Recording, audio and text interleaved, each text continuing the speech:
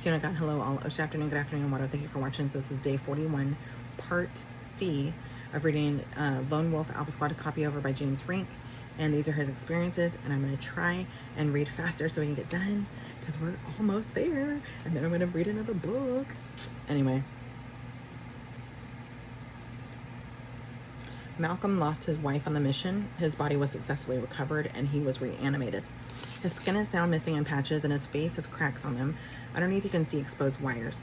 His reanimated body is being worked on by the crocodile-snouted Vlash, VLASH, at the Umbrella Laboratory on Mars. But they are unable to fix the damage. Malcolm contains about 2% of my soul energy. He hates what he has become and is thinking about rebellion. There is a self-destruct sequence in Malcolm. He just wants to activate it, and then he quickly dies. Huh. Oh, it says Malcolm on the examination table. So, and there are those crocodile beings that are working on him.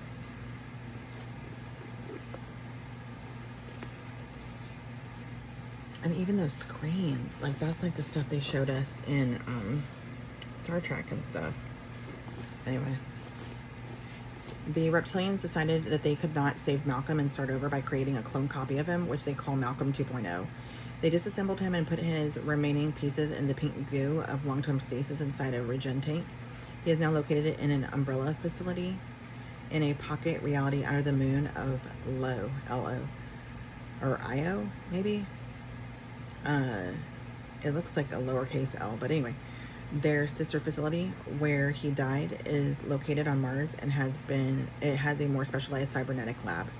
Malcolm 2.0 is now in prototype testing stage. He is somewhat more organic now. He was given an organic head, hands, and more humanoid parts to get more of my soul. Right now, his cybernetic arms and legs are missing, but he is not in pain. He thinks he's ready for combat. This clone has 4% of my soul, which is a problem because the more soul a clone has, the harder it is to filter out the clone's humanity, compassion, and feelings. He's got a tattooed serial number on his arm below the armpit on a rib cage. He thinks he is human. He doesn't know he is in a cybernetic body. They haven't uploaded his memories yet. He is like an amnesia patient. He doesn't know about his twin brother, James Rink, back on planet Earth. He is fully telepathic and can access information quickly through his cybernetic implants, but he doesn't understand why there is no information about James Rink in his database or why people on Earth are unaware of the cyborgs out there. Oh, we are. We just think that it's science fiction. James Mark Sabretooth. ACIO Peter, the insider, has claimed in one alter or cloned body I ran an op at the London Olympics in 2012 under the name of James Mark Sabretooth. I was 5'11", well-built, and very strong. No other information available. James Martin Rilesborough. I don't know. Rilsbourgh. Before I was James Rink, I spent 20 years as James Martin Rilesborough. I thought this alter was a clone created in a lab and never given a surrogated family or childhood. I was used by the U.S. Army Delta 1. I died in 1979 while in combat in Persia, after I was re-aged into an infant clone body and implanted into my current surrogated family under Project Abandonment. My ACIO records reveal I was stationed at Area 51 as part of Shoreline Group, which is responsible for base security for levels 50 and below. In the past, it appears the Rilesborough reanimated body was in charge of this facility, but he has since been retired and his body is now located inside a stasis sarcophagus in a cloning facility deep underneath Los Alamos, New Mexico. Remote viewing reveals him to be about 6 foot tall, but this AI allows him to shapeshift up to 8 foot tall. The facility seems to have skeleton crew of only 2 security officers, and they don't know much about what this place is about or really care. The place is running on automation from some distant control center. The facility is kept dark, and as you move through it, lights turn on automatically. There are lasers everywhere which shoot intruders if they are able to get down here. The facility is laid out in curves with lots of pipes and pumps along the walls. There seems to be some kind of secret super collider nearby with a pit underneath it. which is full of black looking crystals. This technology is being used to manipulate the weather and shoot lasers to satellites in the sky, which project down to start fires. Shut the front door. I was wondering if that's how they were starting the fires, like in the different parts of the world, mainly California. This facility seems to be controlled by a secret subgroup of the Nazi 5-Star Corporation. Their logo looks like a large black eagle carrying a bright red rectangle shield. So there's people in these, and then here are the logos. This is 5-Star Corporation logo, and then this one is 5-Star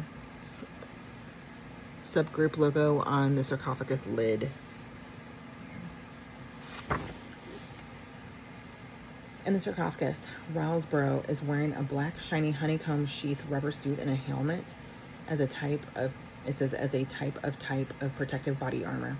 The suit feels cool to the touch. He is wearing a helmet to help keep him alive, as it's projecting some kind of energy waves in his brain. His brain seems to be mostly metal with wires and cords connected to the AI to a AI computer directly into his consciousness, which his handlers use to extract information from his soul. Underneath the protective rubber suit, he is wearing some kind of Nazi SS uniform with black pants and a long sleeve shirt that can be rolled up. So here are the insignia. They're on his arms, upper arm area of his uniform. Chevron stripes on the left arm might be indicative of Umbrella Corps uniforms. And then it says right arm had this American Eagle patch, which is also the logo displayed on the computer screen. Nazi triangle patch is also on the right arm. Let's see. Sorry. There we go.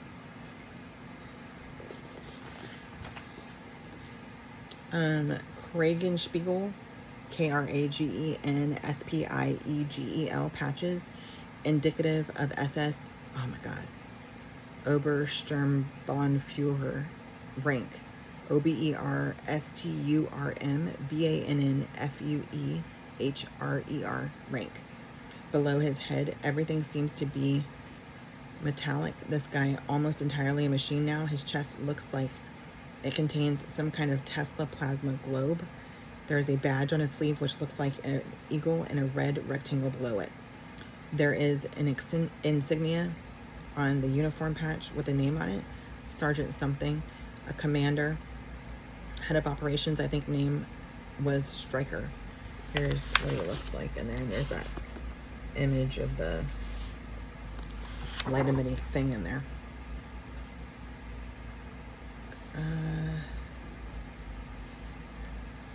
Uniform, and it says Sergeant something and commander, head of operations. I think name was Stryker. I don't remember hearing about that, but I guess he's just adding in new stuff. But anyway, there is a black augment on the left eye. It looks like it could clamp on and off and be replaced with an infrared eyepiece. Oh yeah, there is in there. This clamp had a wire which connected into a hard drive controlled by an AI computer. So here's that eyepiece thing right there.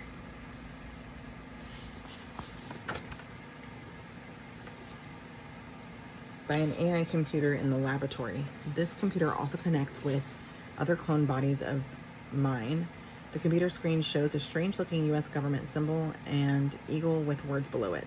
His cyborg skin looks scaly, white scales, but Caucasian.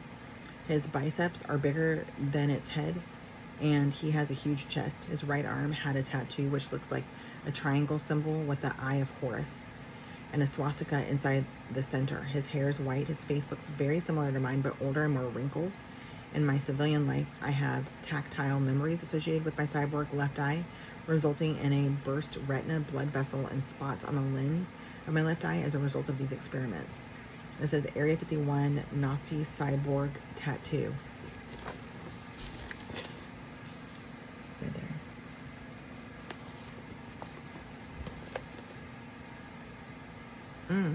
At the top of the swastika, because I was wondering what the heck that was, it looks like a diamond shape, and there's an eye in there. It literally reminds me of the thing that's on with the pyramid with the eye on the money. You know what I'm saying? Can't remember off the top of my head. Anyway, Rylesborough seems to have been some sort of big shot military scientist at some point. He has even dissected aliens before. He invented specialized military engines and weaponry technology, such as a tank that can levitate and red mercury plasma weapons, which can destroy targets from the inside out. And his mind inventions come to him like a space Google map. He can request any answer from himself and get an answer from another parallel life, like a cycle of ripples in water that expands in space to where the information is. In this life, they do not want me to be an inventor. They want to suppress these abilities in me and are trying hard to intervene with my ability to put everything together in a fluent manner and speak about it. The injections I'm getting in my body on a daily basis is being done by some short ant-like gray robotoid connected to the Draco consciousness. The being teleports into my home and shoots me up with a yellow or green goo which spreads like a spider web throughout my neurons. The Draco can then hijack my intuition so that they could send their own signals into my mind instead of hearing my own higher self. My higher self knows this and has been kicking the stuff out of me, but the daily injections is causing autoimmunity, toxin overload, chronic fatigue. They know they must take full control of my mind from my early childhood to the present moment so that I could never use my intellect against them. The following is from a channeled communication from Kimberly L. with this clone body. The Nazi alter says he is indeed Rylesborough, but he goes by the name of a digital serial number now. It wasn't his choice to join the Nazis, but they rescued him by reanimating his body after he died in Persia in 1979. He is alive because of them and serves them now. He is grateful that he was saved. However, it is what it is. He was then sent to Area 51, where he was subjected to cyberization, electroshock treatments, injections, synthetic steroids, and genetic modifications to make him more Aryan looking. Electroshocks were used to make his muscles grow. He is very big, tall, and cybernetic, and would scare most people. In 1979, the U.S. Army did not have access to regen technology, so the Nazis at Five Star Corporation picked him up to turn him into a security officer and scientist. There were many groups who wanted his body. It was like finding a wishbone. So a decision was made to split his soul into many bodies. Rylesborough would stay with the Nazis, and a piece of Rylesborough's soul would go to James Rink to live in a new majestic surrogated family, to lead a new life, to eventually become a pastor, which thankfully never happened. Rylesborough is somewhat aware of me, but not much. He is not allowed to go above ground and has been stuck down there for years. He is also monitored very closely. A meeting in person with him would not be possible at this time. He knows of Peter the Insider, even though he is head of operations. He is limited to his freedoms as everyone can be got to. If he is exterminated, he sees it as relief. He was aware that I visited the Area 51 main gate at Rachel, Nevada in 2019, but didn't know it was me. He recommends that I do not try to do that again, as Area 51 is under lockdown and they tolerate 0 intrusions. They also monitor everything very closely there. This is Miesha, M-I-E-S-H-A, Johnston, James Rink, Lauren Pritchard, P-R-I-T-C-H-A-R-D at it says Area 51, so it says A51 main gate, April 2019.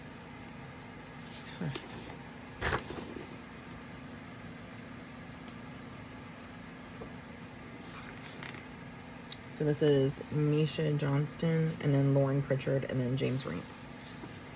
And they're holding their books that they wrote. He is aware he has alters, but he doesn't reach out to them because it is not in his best interest to do so at this point, in parentheses, which seems like more programming. Also, he is not allowed to access the internet, so he doesn't know much about my life. He is very psychic, telepathic, and can remote view. Being plugged into AI is part of his cybernetic programming. The reason why he is hooked up to the computer is to keep this model. They are trying to extend the life of his body because they still require the use of his legacy hardware. In other words, they are waiting for me to die in the here and now, so my soul would be rehomed back into this machine 25 years from now. This project will probably not be successful, and he will be regenerated again. The cybernetics will come out the next regen cycle. He is unsure how old he is. He was regenerated 41 years ago, but that is not his age. He's old for a super soldier, but he's not too old. His body is reaching near the end of its life. His white hair is not really white due to age, but was genetically modified to look more Aryan, like a status symbol. It's more of platinum blonde color, similar to the actor Dolph Lundgren, Lundgren. He is also very proud. He's the one that played in the didn't he play in Rocky or something like that? And then I think he arm wrestled Sylvester Stallone in that movie with the semi truck when he's a truck driver or whatever. I can't remember. He is also very proud of his Nazi tattoo. It looks very close to the one shown in this book. There are details in it which he is very proud of and personal to him. He says he still has human feelings and doesn't want us to think he is cold and non-feeling. He is not a monster, even though he is robotic and cybernetic. He still has a human heart, but he doesn't feel human anymore. He has some memories of his past, his family, but most of it was erased. Most cyborgs have no memories of their past, so that makes him unique. He doesn't want any more action in this hellhole and wants to die so that his memories can be rehomed back to me and ask for help to disconnect. This is unusual for cyborgs, as most want to live. He didn't want to become a cyborg, but he was doing what he was supposed to do, and they had full control over his body and mind. I asked if he remembers the names of his family or friends who might still be alive and which I could contact. He says no, but I still have distant relatives alive. He was from Alabama and grew up super poor on a farm. He is showing a picture of a gold necklace with a cross he wore in Vietnam. He treasures this cross greatly, as it once blocked a bullet from a death blow while in combat. He's very religious back then and remembers believing in Jesus. He remembers what his parents looked like. He remembers 2 hours of duty in Vietnam doing rescue missions. On his second tour, he was recruited into Delta, and then he died in Persia. He has no battle memories, though. He told me he got 5 Purple Hearts from various missions in time. He asked if I had a kid. I said no, not in my civilian life. He asked what kind of food I liked. He misses Southern cooking. I told him yes, I enjoy a good meal of fried chicken, green beans, and cornbread. He wanted to become a chef and own a barbecue restaurant had he not been killed. He was 23 years old when he died. He made it to Delta very quickly, was in the military from ages 18 to 23. He asked if I had any mystical training. I told him I was Southern Baptist and I grew out of it. It says I was 20 years old, so probably when I was 20 years old. He is visualizing a choir.